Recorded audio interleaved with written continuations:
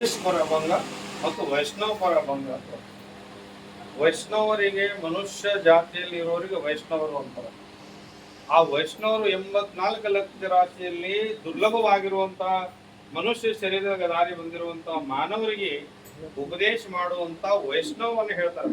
ಹೆಂಗಿರ್ಬೇಕಪ್ಪ ವೈಷ್ಣವರು, ಭಗವಂತನ ಭಕ್ತರು ನಾವೆಲ್ಲರೂ ಹೆಂಗಿರ್ಬೇಕು ಅಂತ ಹೇಳಿದ್ರೆ ಅವ್ರು ಹೇಳ್ತಾರ, ಆಪೋಲಿಯ ಹಿತ जो से जागता धन्य माता पिता दयानीಯ. ಆಪುಲಿಯ ಹಿತ ಮೊದಲನೇ ಕ್ಷಣದಲ್ಲಿ ಮಹಾರಾಜರು ಹೇಳ್ತಾರೆ, ನಮ್ಮ ಹಿತ ನಮಗೆ ಏನ್ರ ತಿಳಿತಂದ್ರೆ ನಮ್ಮ ತಂದೆ ತಾಯಿಗಳು ಧನ್ಯರಾಗ್ತಾರ. ಅಲ್ರಿ, ನಮ್ಮ ತಂದೆ ತಾಯಿಗಳು ಧನ್ಯ ಎಲ್ಲಿ ಹಾಕಾರ, ನಮ್ಗೆ ಅವ್ರು ಬೆಟ್ಟ ಹಾಕಾರ ಏನಂದ್ರೆ ಧನ್ಯ ಆದಂಗೆ. ಏನ್ ಇವತ್ತು ನಮ್ ಸೋಮು ಮಹಾರಾಜರು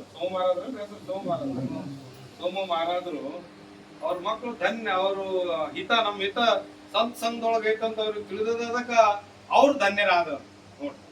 ಅಪುಲಿಯ ಹಿತ ಜೋಸೆ ಜಾಗತ ಧನ್ಯ ಮಾತಾ ಪಿತಾ ತಯಾಚಿಯ.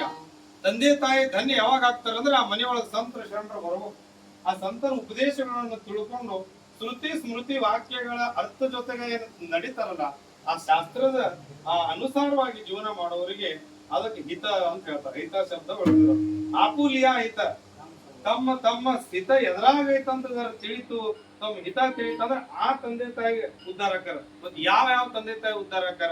21 ಪೀಳಿಗೆ ತಂದೆ ತಾಯಿ ಉದ್ಧಾರ ಆಕಾರ.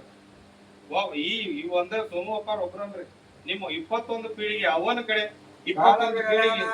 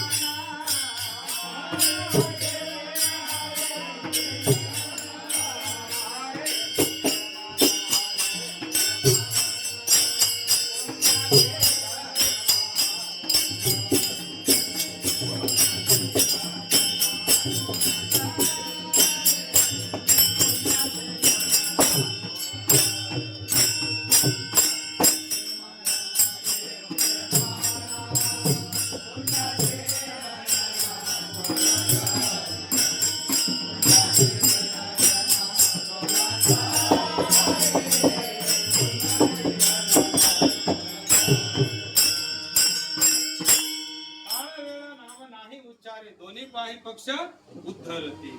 ಎರಡು ಪಕ್ಷ, ತಂದೆ ಕಡೆ ಪಕ್ಷ, ತಾಯಿ ಕಡೆ ಪಕ್ಷ, ಎರಡು ಪಕ್ಷ ಉದ್ಧಾರ ಆಗ್ತಾವ. ಯಾರ್ಯಾರ ತಿಳಿಲಿ ಹಿತ, ಸ್ತ್ರೀಗೆ ತಿಳಿಲಿ, ಪುರುಷರಿಗೆ ತಿಳಿಲಿ, ಆ ಮನಿ ಆ ಯಜಮಾನ್ತಿಗೆ ತಿಳಿಲಿ, ಯಜಮಾನಿಗೆ ತಿಳಿಲಿ, ಹರಿಯದ ಹುಡುಗನಿಗೆ ತಿಳಿಲಿ, ಹರಿಯದ ಸಾಲಿ ಕಲಿಯುವಂತ ಮಗಳಿಗೆ ತಿಳಿಲಿ, ಒಟ್ಟು ಮನುಷ್ಯ ಜನ್ಮಗೆ ಯಾರಿಗೆ ತನ್ನ ಹಿತ ತಿಳಿತಲ್ಲ ಅವ್ರ ಕುಲ ಉದ್ಧಾರ ಆಗ್ತಾವ. ಎರಡೂ ಕಡೆ ಕುಲ, ಅವನ ಕಡೆ ಪಕ್ಷ, ಅಪ್ಪನ ಕಡೆ ಪಕ್ಷ. ಯಾವಾಗ ತಿಳಿಬಹುದ್ರಿ? ಯಾವ್ದು ಯಾವಾಗ್ಲೂ ತಿಳಿಬಹುದು.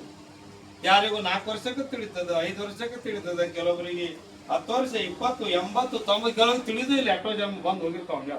ಬಂದಿ ಯಾಕಂದ್ರ ಮುನ್ನ ತಿಂದು ಸಾಯಾಕ, ಸತ್ಯ ಯಾಕಂದ್ರೆ ಊಟ ಹಾಕಂತ ಎಷ್ಟೋ ಹಿಂಗ ಬಂದ್ ಹೋಗಿರ್ತಾರ, ತಿಳಿದೇ ಇಲ್ಲ ಎಷ್ಟೋ ಜನರಿಗೆ.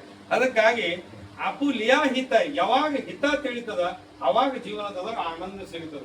ಎಲ್ಲರೂ ಕೇಳ್ತಿರ್ತಾರ, ಅಲ್ರಿ ಅಪ್ಪರ ನನಗ್ ಸುಖ ಬೇಕ್ರಿ. ಮತ್ತ ಸುಖ ಎಲ್ಲಿ ಅದಪ್ಪ? ಸುಖ ಹಿತದೊಳಗೆ ಐತಿಲ್ರಿ.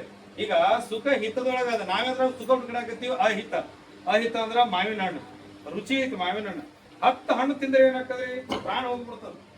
ರುಚಿ ಮಾವಿನ ಹಣ್ಣು ಅದಾವ ಅಂತ ಏನ್ರ ನಾವ್ 1 ಡಜನ್ ಹಣ್ಣು ತಿಂದ್ರ ಪ್ರಾಣ ಹೋಗ್ತದ.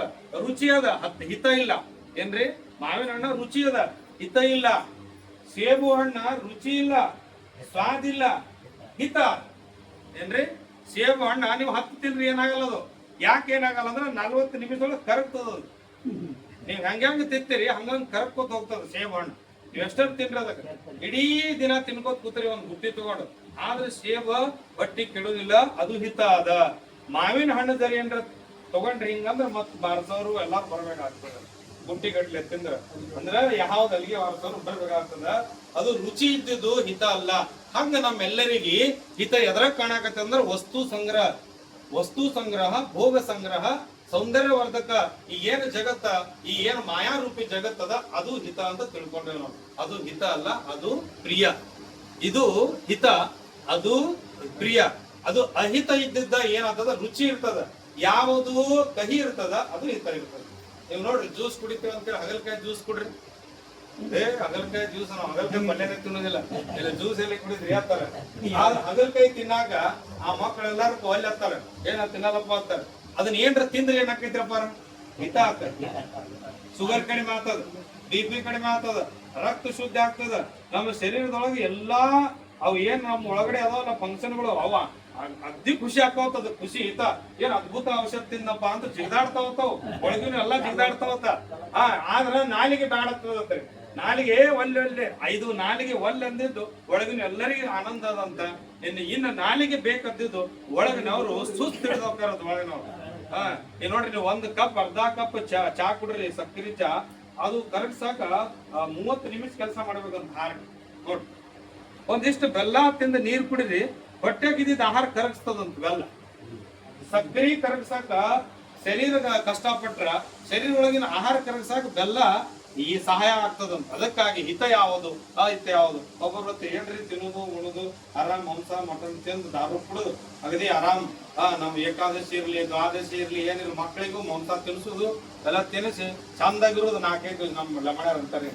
ಕಾಯಿರೋ ಪೀರೋ ದಾಡ್ ಮರ ಕಾಯಿಲೆ ಹಾಡು ಮುಗಿಸಿತ್ತು ಮಾಡಾಗ ಕಾಯಿ ಚಿಚಾಬಿಟ್ಟು ಅವಕಾಶ ಮರ ಶ್ರೀಕಾಂತ್ ಮಹಾರಾಜ ಬಲಾಮತ ಹಿಂಗ ಹಿತ ಎದ್ರಾಗ ಹಿತ ಐತ್ರಿ. ಅತುಲ್ಯ ಹಿತ ಜೋಸಿದಾಗತ್ತ ಧನ್ಯ ಅಂದ್ರ ಏನಂದ್ರೆ ಧನ್ಯ. ಇವತ್ತು ಧನ್ಯ ನೋಡ್ರಿ, ಇವತ್ತು ದಿವಸ ಧನ್ಯ. ಅದಕ್ಕೆ ತುಕಾರಾಮ ಧನ್ಯ ಆಜೆ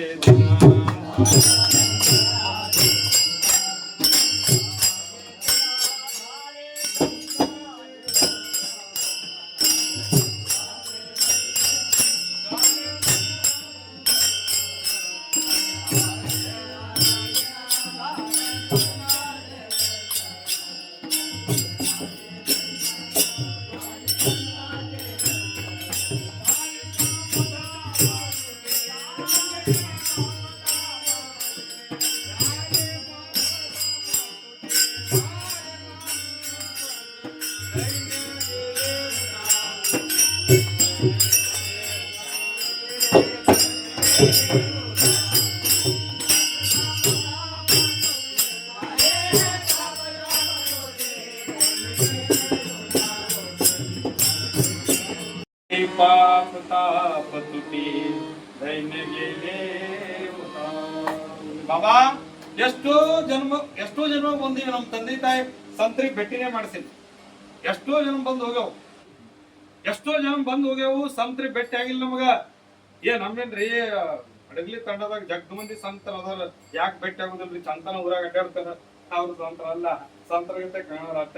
ಸಂತರ ಏನ್ ಮಾಡ್ತಾರ, ಪಾಪ ತಾಪ ಎರಡೂ ತೆಗಿತಾರ. ಪಾಪ ಮತ್ತು ತಾಪ ತೆಗಿಯವ್ರಿಗೆ ಸಂತರ ಅಂತಾರ. ಅಲ್ಲಿ ಪಾಪನೂ ಇರಬಾರದು, ತಾಪನೂ ಇರ್ಲಾರ್ದಂಗ ಮಾಡ್ತಾರ. ಅಂತ ಸಂತರನ್ನ ಭೇಟಿ ಆದ್ರ ಆ ಮನುಷ್ಯನ ಲೆಕ್ಕ ಸಿಗ್ತದ. ಜಾಲಿ ಪಾಪ ಏನ್ರಿ? ಇವೇನ್ ಶಬ್ದ ಬಂದ್ರಿ ಇಲ್ಲಿ? ಪಾಪ ಅಂದ್ರ ಪಾಪ ಪುಣ್ಯ 2 ಲಿಸ್ಟ್ ಅದಾವ ನಮ್ ಕಡೆ. ಏನ್ ಆರಾಮ್ ಹೋಗ್ತೀನ್ರಿ, ಮುಗಿತಿ, ಈ ಸಂಸಾರ ಬಾಳ ಬೇಸರ ಆಗದ, ನಾವ್ ಹೊಂಟನಪ್ಪ ಹೊಂತ ಹೋಗಂದ್ರ ನಿಶ್ಚಿಂತ. ಏನ್ ನಿಶ್ಚಿಂತ ಇರ್ತವ ಯಪ್ಪ?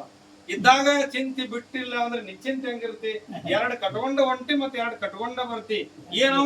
ಪಾಪ ತಾಪ 2 ಕಟ್ಕೊಂಡ್ ಹೊಂಟಿ, 2 ಕಟ್ಕೊಂಡು ಬರಾಗತಿ. ಇದು ಮತ್ತ ದೈನ್ಯ ಗೇಲೆ ಊಟ ಅಂದ್ರೆ ಇನ್ನೊಂದ್ಸಲ ಭೇಟಿ ಆಗಬಾರ್ದು. ಏನ್ ಭೇಟಿ ಆಗಬಾರ್ದು? ಅಲ್ಲಿ ಪಾಪನೂ ಇರಬಾರ್ದು, ತಾಪನೂ ಇರಬಾರ್ದು. ತುಟಿ ಅಂತ ಹೇಳಿ. ತುಟಿ ಅಂದ್ರೆ ತೋಡ್, ಲಕ್ಕಡಿ ತುಟಿಗಿತ್ತು ಜೋಡಿಸಾನೆ. ತುಟಿ ತೋಡ್ ಯಾರು ಮುರಿಯವರು? ಯಾರು? ನಿಮ್ಮ ಮುರಿತಾರ. ಅವ್ರ ಹತ್ರ ಕಳ್ದೋಕರ ಅದು ದಪ್ಪನಕೋ ಹಂಗ. ಯಾರು ಮುರಿಯವ್ರು ಅಂದ್ರೆ ಯಾರು ಅದನ್ನು ಮುರ್ಕೊಂಡಾರ ಅವರ ಮುರಿತಾರ. ಯಾರು ಮುರ್ಕೊಂಡಾರ? ತಾಪ ಬಿಟ್ಟವರು ಮತ್ತು ಕೋಪ ಬಿಟ್ಟವರು ಅದನ್ನು ಮುರಿಯಕ್ ಸಾಧ್ಯ. ಅದಕ್ಕಾಗಿ ಧನ್ಯ ಅಂತ ಶಬ್ದ ಯಾಕೆ ಬಳಸಿದ್ರು? ಸಂತಾಚಿ ದರ್ಶನ. ತುಕಾರಾಮ್ ಮಹಾರಾಜರು ಯಾವ ದಿವಸ ಧನ್ಯ? ಮನಿ ಕಟ್ಸಿದ ದಿವಸ ಧನ್ಯ ಅನ್ಲಿ, ಶ್ರೀಮಂತರಾಗಿದ್ದ ಮನೆ ಧನ ಅಲ್ಲ, ನೌಕರಿ ಸಿಕ್ಕಿದ ದಿನ ಧನ್ಯ ಅಲ್ಲ, ಮಗ ಹುಟ್ಟಿದ ದಿವಸ ಧನ್ಯ ಅಲ್ಲ, ನಮಗ ದುಡ್ಡು ಸಿಕ್ಕಿದ ಧನ್ಯ ಅಲ್ಲ, ಸುಂದರ ಹೆಂಡತಿ ಬಂದ ದಿವಸನು ಧನ್ಯ ಅಲ್ಲ. ಮತ್ ಯಾವ್ದು ಧನ್ಯ ಅಂದ್ರು ಧಾಲೆ ಸಂತಾಚೆ ದರ್ಶನ, ಧಾಲೆ ಸಂತಾಚೆ ದರ್ಶನ. ಈ ಮನೆಯೊಳಗೆ ಯಾವಾಗ ಸಂತರು ಬಂದ್ರು ಅವಾಗ ನಮಗೆ ಏನು ಸಿಕ್ತಂದ್ರೆ ಲೆಕ್ಕ ಸಿಕ್ತು. ನಾನು ಪಾಪ ಎಷ್ಟು ಮಾಡೀನಿ, ಪುಣ್ಯ ಎಷ್ಟು ಮಾಡೀನಿ, ಲೆಕ್ಕ ಕೊಡ್ತಾರ ಅವ್ರು. ಯಾರು ಕೊಡ್ತಾರ ಅವರು? ಶ್ರೋತ್ರಿಯ ಬ್ರಹ್ಮನಿಷ್ಠ ಸದ್ಗುರು ಕೊಡ್ತಾರೆ. ನೋಡಪ್ಪ, ನೀನ್ ಇಷ್ಟು ಪಾಪ ಮಾಡಿದಿ, ಇಷ್ಟು ಪುಣ್ಯ ಮಾಡಿ, ಮತ್ ಪಾಪ ಪುಣ್ಯ ಕರೋನಿ ಜನ್ಮಯತೋ ಪ್ರಾಣಿ ನರದೇವ ಯೋನಿ ಹಾನಿಕಾರಿ. ತುಕಾರಾಮ್ ಮಹಾರಾಜರಂತ ಅಲ್ಲ, ಪಾಪ ಪುಣ್ಯ ಎರಡೂ ಮಾಡೇ ಬಂದಿನಿ. ಮತ್ ಪಾಪ ಹೆಂಗಾಕ್ಕವ್ರಿ? ಪಾಪ ನಾನ್ ಅನ್ನೋದೇ ಪಾಪತ್ರಿ. ಏನ್ರಿ? ನಾನ್ ಅನ್ನೋದು ಪಾಪ, ನನ್ನದು ಅನ್ನೋದು ಇದ್ರಕ್ಕಿಂತ ದೊಡ್ಡ ಪಾಪ. ಅದಕ್ಕೊಂದು ದೃಷ್ಟಾಂತ ಹೇಳ್ತಿರ್ತಾರ ವೇದಾಂತದೊಳಗ. ಒಂದು ಮುದುಕಿ ಮನ್ಯಾಗ ಸತ್ತು ಬಿದ್ದಿರುವಂತ ಬೆಕ್ಕ ಹೋಗಿ ಚೆಲ್ಲ ಬರಾಕ ಒಂದು ಮರದೊಳಗ ತುಂಬಿಕೊಂಡು, ಬೆಕ್ಕನ ತುಂಬಿಕೊಂಡು ಚೆಲ್ಲಾಕ ಹೋಗಿರ್ತಾಳ. ಹೋಗಾಗ ಹಿತ್ತಲ ಬಾಗಿಲು ಬಿಟ್ಟು ಹೋಗಿರ್ತಾಳ. ಆ ಬೆಕ್ಕಿಗೆ ಚೆಲ್ಲ ಬರುದ್ರೊಳಗ ಬಂದು ನೋಡ್ತಾಳ, ಮನ್ಯಾಗ ಬಂದ್ರ ಒಂಟಿ ಆನೆ ಸತ್ತಿರ್ತದ. ಆನೆ ಸತ್ತಿದ್ದೀಗ ಬೆಕ್ಕೇನು ಒಬ್ಬಕಿನ ಹೋಗಿ ಒಗದು ಬಂದಳು. ಬೆಕ್ಕಿಗೇನು ಒಬ್ರು ಒಗದು ಬಂದ್ರು. ಇನ್ನು ಆನೆ ಸತ್ತದ್ರ ಇದ್ರ ಯಾಕೆ ಒಬ್ಬಕಿಲೆ ಆಗ್ತದ? ಆಗಲ್ಲ. ಮಂದಿ ಬೇಕಿದ. ಏನ್ರಿ? ಮಂದಿ ಬೇಕು. ಒಬ್ರಿಬ್ರು ಮಂದಿ ಬೇಕು. ಮತ್ ಒಬ್ರಿಬ್ರು ಮಂದಿ ಬೇಕು. ಅದಕ್ಕ ಮಂದಿ ಬೇಕಾಗ್ತದ. ನಾನು ನೀನು ತುಟಿ ಈ ನನ್ನೊಳಗೆ ಇರುವಂತ ಪಾಪ ತಾಪ ಮುರಿಲಾಕ ಮಂದಿ ಬೇಕು. ಇನ್ನೊಬ್ರು ಬೇಕು. ಇನ್ನೊಬ್ರು ಯಾರಂದ್ರೆ ಅವನೇ ಶ್ರೋತ್ರಿಯ ಬ್ರಹ್ಮನಿಷ್ಠ ಸದ್ಗುರು. ಆ ಸದ್ಗುರು ಮತ್ತಿದೇನ್ರಿ ಇದು? ಆ ಬೆಕ್ಕ ಸತ್ತಿದ್ದು ಆನೆ ಸತ್ತಿದಂದ್ರ ನಾ ಅನ್ನೋದು ಬೆಕ್ಕಿನಾಟ ಪಾಪ, ನನ್ನದು ಅನ್ನೋದು ಆನೆಯಷ್ಟು ಪಾಪ. ನಾನು ನನ್ನದು, ಈ ನಾನು ನನ್ನದು, ಇವು ಎರಡರೊಳಗ ನಮ್ಮ ಜೀವನ ಮುಗ್ದದ. ಎಲ್ಲಾರು ಇದ್ರ ಸಲಗ ಸತ್ತಾರ. ನೀವು ಯಾವ್ದೇ ಮಹಾಭಾರತ ನೋಡ್ರಿ, ರಾಮಾಯಣ ನೋಡ್ರಿ, ಅದಕ್ಕೆ ರಾವಣನ ಸಾಯ ಮಾಡೋದು ಬಂದು ಸೀತಾ ಕೌಶಲ್ಯ ಅಂತ ಏನಪ್ಪಾ ಬ್ರಹ್ಮ ಹತ್ಯೆ ಮಾಡಿ ಬಂದಿಲ್ಲ ಅಂದಾಗ, ನಾನೆಲ್ಲಿ ಬ್ರಹ್ಮ ಹತ್ಯೆ ಮಾಡ್ಲಿ, ನಾ ಅಂದವ ಸತ್ತಾನ. ನಾ ಬ್ರಹ್ಮ ಹತ್ಯೆ ಮಾಡ್ಲಿಲ್ಲ, ಯಾರು ನಾ ಅಂದಿದ್ರು ಅವ ಸತ್ತಾನಷ್ಟೇ. ನಾ ಯಾರಿಗೂ ಬ್ರಹ್ಮ ಹತ್ಯೆ ಮಾಡಿಲ್ಲ. ಅಂದ್ರೆ ನಮ್ಮೊಳಗೂ ಏನದ, ಈ ನಾನ್ ಅನ್ನೋದು ಯಾವಾಗ ಸಾಯ್ತದ ಅವಾಗ ನಮಗ್ ಹಿತ ಗೊತ್ತಾಗ್ತದ. ಹಿತ ಇಲ್ಲ ಅಂತಲ್ರಿ ಬಾಬಾ, ಹಿತ ಅದ.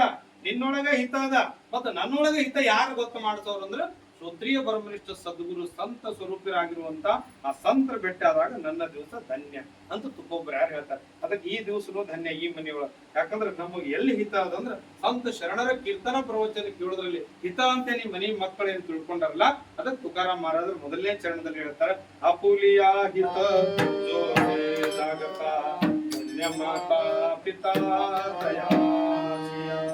ಕುಳಿ ಕನ್ಯಾ ಪುತ್ರ ಎರಡನೇ ಚರಣದೊಳಗೆ ಹೇಳ್ತಾರ. ಕುಳದಲ್ಲಿ ಹುಟ್ಟಿರುವಂತ ಮಗಳು ಹೆಸರು ಮೊದಲು ತಗೊಂಡ್ರವ್ರು, ಮಗ ತಗೊಂಡಿಲ್ಲ ಅವ್ರು. ಕುಳಿ ಕನ್ಯಾ ಮಗಳಿಗೆ ಸಂಸ್ಕಾರ ಕಲಿಸ್ರಿ ಅಂದ್ರು. ಮಗಳಿಗೆ ಸಂಸ್ಕಾರ ಕಲಿಸುದ, ಮಗಳಿಗೆ ಸಂಸ್ಕಾರ ಕಲಿಸ್ರಿ, ಎರಡು ಕುಲ ಉದ್ಧಾರ ಹಾಕವ್. ದೋ ಪಕ್ಷ ಉದ್ಧಾರತಿ, ಎರಡು ಕುಲ ಉದ್ಧಾರ ಹಾಕವ್. ಮಗಳಿಗೆ ನಾವೇನ್ ಕಲ್ಸಾಗತ್ತೀವಿ? ಜೋ ಮೊಬೈಲ್ ದೇ, ಅದೋ ತಾಸ್ ಮೊಬೈಲ್ ದೇ, ಲಾರ್ತಿ ಹೋಮ್ ವರ್ಕ್. ಮತ್ ಇವತ್ತಿನ ತಾಯಂದ್ರ ತಮ್ಮ ಮಕ್ಕಳಿಗೆ, ನನ್ನ ಮಗಳಿಗೆ ರೊಟ್ಟಿ ಬರಲ್ಲ, ಪಲ್ಯ ಮಾಡಕ್ ಬರಲ್ಲ, ಅಡಿಗೆ ಮಾಡಕ್ ಬರಲ್ಲ, ಬರೀ ಊಟ ಮಾಡೋದು, ಮಕ್ಕಳು ಹೋಟೆಲ್ ಹೋಗ್ಕೊಂಡು ಬರುದು. ಹಿಂಗ್ ಮಾಡಿ ಇವತ್ತು ಮಕ್ಳಿಗೆ ಏನಾಗತ್ತೆ ಹುಡುಗಿಯಾರ ಅಂದ್ರೆ, ಮೊನ್ನೆ ಯಾವ ಪೇಪರ್ನಾಗ ಓದಾಗ್ತಿದ್ರ, ಅಡಿಗೆ ಮಾಡುವ ಅಂದ್ರೆ ಉಳ್ಳ ಹಾಕೊಂಡ್ ಸತ್ತಾರ. ಅಡಿಗೆ ಮಾಡಂದಿದ್ಕ ಅಡಿ ಬರಲ್ಲ ಅಡಿಗೆ, ನಮ್ಮ ಅಪ್ಪ ನಮ್ಮವ್ ಕಲಿಸಿಲ್ಲ. ಅದಕ್ಕ ಮೊನ್ನೆ ಒಂದು ಸಂಶೋಧನೆ ಮಾಡಾಕತ್ತಿದ್ರಿ, ಮಕ್ಕಳಿಗೆ ಹೆಂಗ್ ಸಂಸ್ಕಾರ ಕಲಿಸ್ತಾರ, ಹೆಣ್ಮಕ್ಳಿಗೆ ಕಲಿಸ್ತಾರಂತ.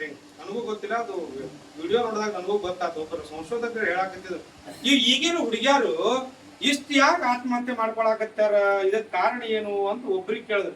ಅದು ಬಹಳ ಚಂದ ಹೇಳ್ತಿದ್ರು. ಅವ್ರು ಏನ್ ಮಾಡ್ತಾರಂತ್ರಿ, ಅವಂದಿರು ತಮ್ಮ ಮಕ್ಕಳಿಗೆ ಹೆಣ್ಮಕ್ಳಿಗೆ ಸಂಸ್ಕಾರ ಕೊಡಾಗ, ದೇಕ ದಣೀರ್ ಘರ್ ಜಾಯಲ್ ಹುಡಿ ಗಪ್ರು ಕತ್ತಿ ಹಿಂಡೆ ಸಾರು ಚೇತು ಕಾಯಿ ಕರೆ ಆಡ್ರಿತು ದಣೀರ್ ಘರ್ ಜಾನಸ್ ಕರ್ನೋತು ಅಂತ ಹೇಳ್ತಾರತ್ತಿವ್ರು. 20 ವರ್ಷ ಆಕಿನ್ ತಲೆ ಒಳಗೆ ಹಿಂಗೆಲ್ಲ ಫುಲ್ ತುಂಬಿರ್ತಾತ್ರಿ. ನಮಗ್ ಗೊತ್ತಿಲ್ಲ ಎಷ್ಟು ಸರಿಯಾನೋ ಎಷ್ಟು ಸುಳ್ಳೇನೋ, ಹಂಗ ಹೇಳ್ತಾರತ್ರಿ. ಆಕಿಗೆ 20 ವರ್ಷತ್ತು ದಣೀರ್ ವಾಯಾ ವೇಲುಣಿ ದಣೀರ್ ಘರ್ ಜಾಣಿ ಗಪ್ರು ಓಜಾನ್ ಕಾಯಂಬಿ ಕರ್ತು ಅಂತ ಹಿಂಗ ಹೇಳ್ತಾರತ್ತ. ಇಷ್ಟ ಹೇಳಿ ಮದ್ವಿ ಮಾಡಿ ಕಳ್ಸಿಬಿಡ್ತಾರ. ಆ ಮಾತ್ ಆಕಿ ಅಲ್ಲಿ ನೆನಪು ಬರ್ತದತ್ರಿ, ಮದ್ವಿ ಆತೀಗ ನಾ ಏನ್ ಬೆಕ್ಕವ ಮಾಡಬಹುದು ಅಂತ ಹೇಳಿ. ಹಂಗಾಗಿ ಆ ಮನಿ ಒಳಗೆ ವಿಪರೀತ ವಿಚಾರಗಳು ಹುಟ್ಟುಕೊಂಡು ಆ ಮನಿ ಏನೋ ಸಂಸ್ಕಾರ ಸಿಕ್ತು, ಏನ್ರ ಒಳ್ಳೇದಿತ್ತಂದ್ರ ಮನಿ ಒಳ್ಳೇದಾಗ್ತದ, ಇಲ್ಲಾಂದ್ರ ಮನಿಯನ್ನ ನಾಶ ಮಾಡ್ಬಿಡ್ತಾರ, ನಾಶ ಮಾಡ್ಬಿಡ್ತಾರ ಹೇಳು ತಾತ್ಪರ್ಯ. ಯಾಕಂದ್ರ ತುಕಾರಾಮ್ ಮಹಾರಾಜ್ರು ಈ ಅಭಂಗ ಎರಡನೇ ಚರಣ ಯಾಕೆ ಹೇಳಿದ್ರು, ನಾವ್ ಏನ ದೊಡ್ಡದಾಗಿ ಏನು ಮಾಡ್ಬೇಕಾಗಿಲ್ರಿ. ಕುಳಿ ಕನ್ಯಾ ಕುಲದಲ್ಲಿ ಹುಟ್ಟಿರುವಂತಹ ಮಗಳಿಗೆ ಸಂಸ್ಕಾರ ಕಲಿಸ್ರಿ ಅಂದ್ರು. ಕುಳಿ ಕನ್ಯಾ ಎರಡವ ಪುತ್ರ, ಕುಳಿ ಕನ್ಯಾ ಪುತ್ರ ಓತಿಜೆ ಸಾತ್ವಿಕ, ಸಾತ್ವಿಕರ ಮಾಡ್ರಿ ಮಕ್ಕಳಿಗೆ ಅಂದ್ರು. ಇಲ್ಲಾಕ್ ಸಾತ್ವಿಕ ಬತ್ರಿ ಈ ಒಂದರಂತರ ಯಾವ ಸಾತ್ವಿಕ ಹೋಯಪ್ಪ ನಾವು ದಿವಸ ಫ್ರೈ ಮಾಡಿ ತಿನ್ನಿಸ್ರಿ. ನಾನು ಬೇಡ ಅನ್ನೋದಿಲ್ಲ. ಯಾವ ಗುಣ ಬೆಳೀತದ? ರಾಜಸ ಗುಣ ಬೆಳೀತದ, ತಮೋ ಗುಣ ಬೆಳೀತದ. ಆ ಗುಣಗಳು ಏನ್ ಮಾಡ್ತಾವ? ಬಂಧನ ಮಾಡ್ತಾವ. ಮನುಷ್ಯನಿಗೆ ಕೋಪ, ತಾಪಗಳು, ವಿಚಾರ, ನಮ್ಮ ಬುದ್ಧಿ ಶಕ್ತಿ ವಿಚಾರ ಎಲ್ಲ ಮಾಡ್ತದ. ಎಲ್ಲಿ ತನ 75% ಮಾಡ್ತದೆ, ಮುಂದಿನ 25 ಶೂನ್ಯ ಆಗಿರ್ತದೆ. ಅದಕ್ಕೆ ಮನುಷ್ಯ ಏನ್ ಮಾಡ್ತಾನ? ತನ್ನ ಶರೀರವನ್ನು ಆತ್ಮಹತ್ಯೆ ಮಾಡ್ಕೊತಾನ. ಅದಕ್ಕಾಗಿ ಮಕ್ಕಳಿಗೆ ಸಾತ್ವಿಕ, ಕುಳಿ ಕನ್ಯಾ ಪುತ್ರ ಹೋತಿಜೆ ಸಾತ್ವಿಕ. ಯಾರ ಮನೆಯೊಳಗ ಮಕ್ಕಳು ಸಾತ್ವಿಕ ಊಟ ಉಣ್ತಾರ. ಸಾತ್ವಿಕ ಅಂದ್ರೆ ಏನ್ರಿ?